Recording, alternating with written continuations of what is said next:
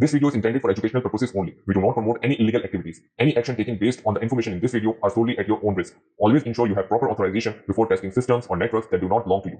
The information in this video should be used responsibly and ethically. So there are three popular firmwares for T-Embed. First of all, the Bruce firmware, which is a powerful firmware, and throughout our course we will discuss this firmware in very detail. So over here you can see the Bruce firmware. Then we have Capybara Zero firmware. We'll also discuss this firmware as well. We will see what edge this firmware has on Bruce firmware. And then there is a launcher firmware. So the Bruce firmware, over here you can see different devices. So these firmware can install in different devices as well. So over here you can see TDEC. We have also T-Embed. So over here you can see all the devices on which this firmware is supported.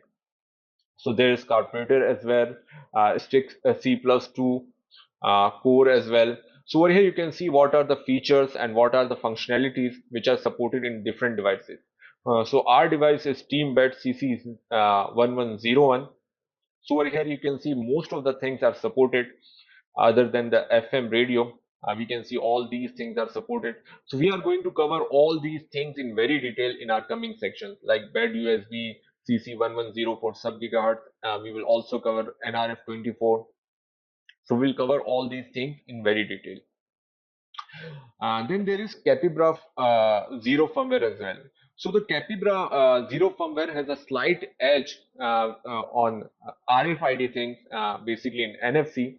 So we will see what edge this firmware has on Bruce firmware when we will discuss NFC. We will also see this firmware as well, and we will see what things this firmware can do when we talk about NFC specifically. So we'll also discuss this firmware, and then there is a launcher firmware. So launcher firmware is also a potential firmware, but there are not much things available right now. It's I should say it's still in under development. This firmware is still development. So we will see this firmware as well in near future as well. If there is some milestones in this firmware, we will also cover this firmware as well. For now, we will focus on Bruce firmware. Our complete focus will be on Bruce firmware, and we will see all these things in detail in Bruce firmware. So in our next video, we are going to see how to install this firmware on our T-Embed using Web UI, and then we'll proceed from there. Thank you.